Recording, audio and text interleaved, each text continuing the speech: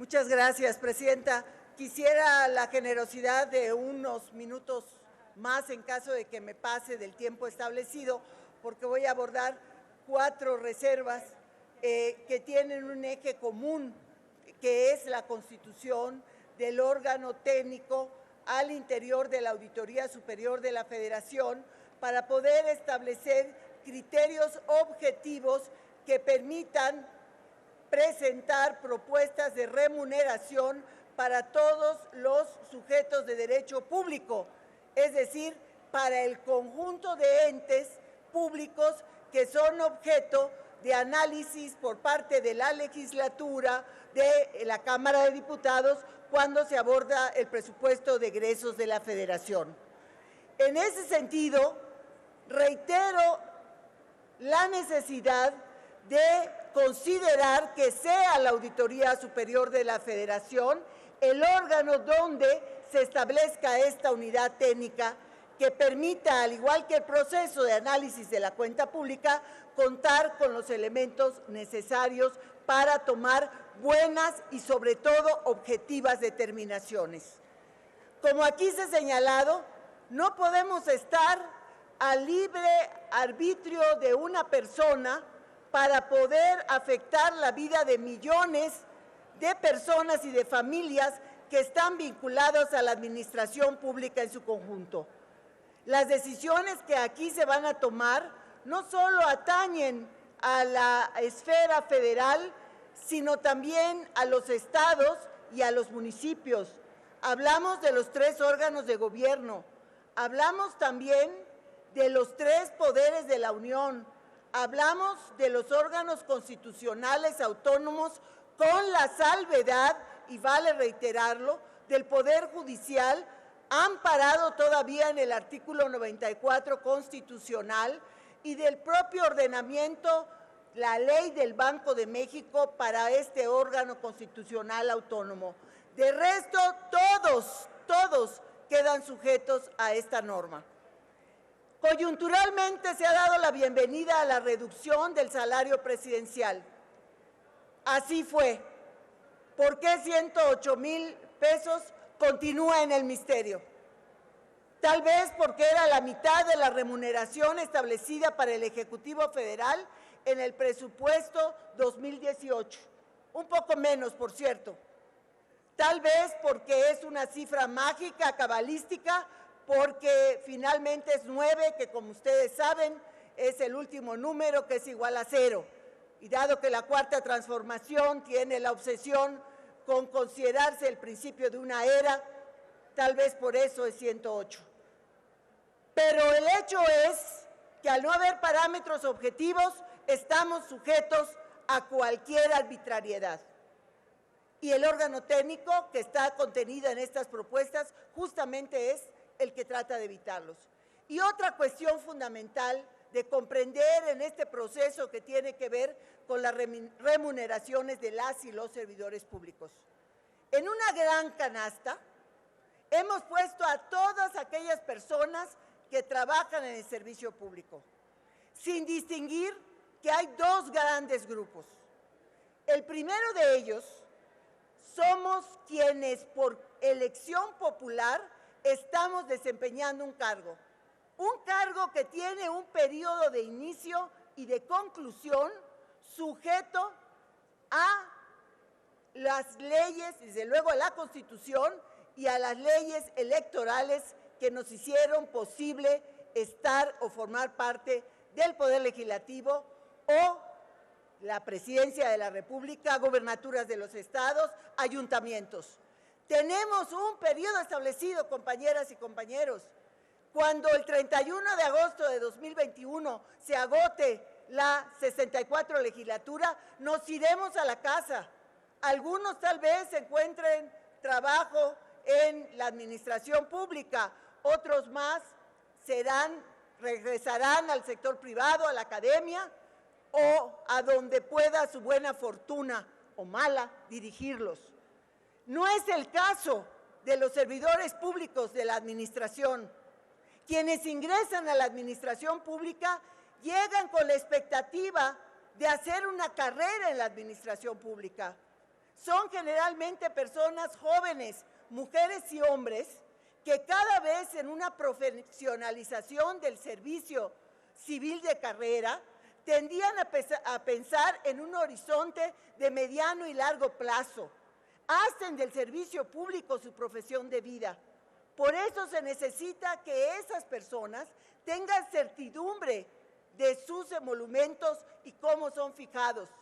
Esta misma Cámara de Diputados acaba de aprobar la creación del Servicio Civil de Carrera en esta legislatura. Quienes ingresen, quienes vayan al concurso de las 38 plazas sujetas a que habrá de resolverse antes de que termine este mes, tienen la expectativa de permanecer y promocionarse dentro del servicio público. Lo que estamos haciendo justamente es revolver a nosotros que tenemos fecha para irnos con aquellos que quieren auténticamente hacer una carrera en el servicio público. Esto de entrada es una severa distorsión que se refleja plenamente en la reforma constitucional. Por eso requerimos enmendarla, y enmendarla es reconocer el error de 2009. En una etapa en que prácticamente estaba el presidencialismo exacerbado en franca declinación, 3 partidos políticos, Acción Nacional, que era la mayoría en el Senado, el PRI, que era la tercera fuerza, y el PRD, hoy esencialmente Morena, votaron a favor de que fuera el presidente de la República el que concentrara todo el privilegio de fijar a través de su salario el de toda la administración en su conjunto.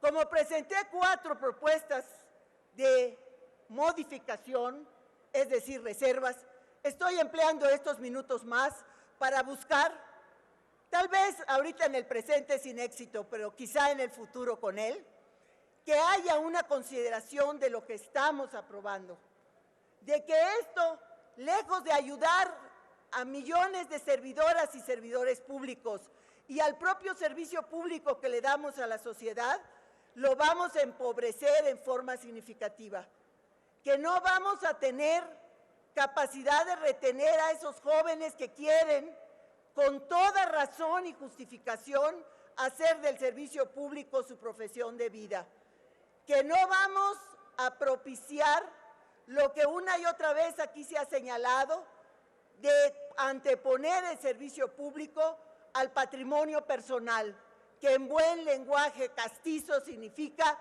crear condiciones para la corrupción. Esta mañana, al iniciar el debate, tuve una pequeña luz de que finalmente desde esta tribuna íbamos a poder construir soluciones factibles, sobre todo en una reforma constitucional.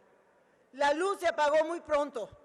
Veo que nuevamente la mayoría, en forma mecánica, rechaza una y otra vez argumentos. Pero permítame decirles que siempre hay que pensar en la luz del futuro. Y acá, aún a riesgo de que por alusiones personales ocupe una vez más la tribuna, quiero hablar del diputado Pablo Gómez.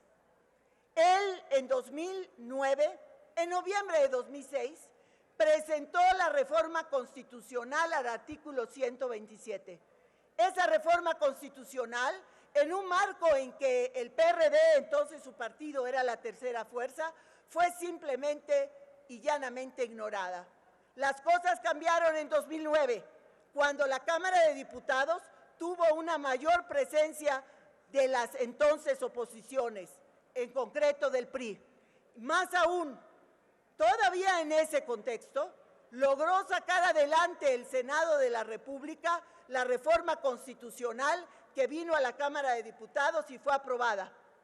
Pero en 2011 logró, en condiciones políticas que no se veían aquel noviembre de 2006, sumar voluntades para sacar adelante la ley de remuneraciones reglamentaria del 127 constitucional, para poder establecer las remuneraciones de los servidores públicos, teniendo al presidente de la República como el salario marcador.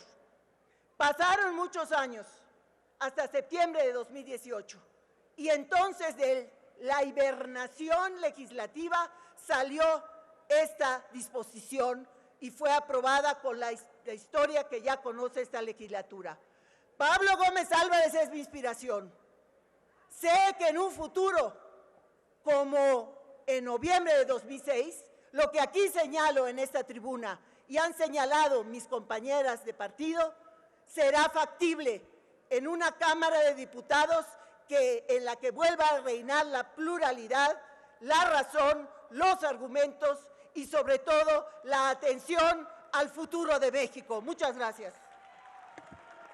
Consulte la Secretaría de la Asamblea. Desde su curul, por alusiones personales, el diputado Pablo Gómez. Pues yo le agradezco a la diputada Sauri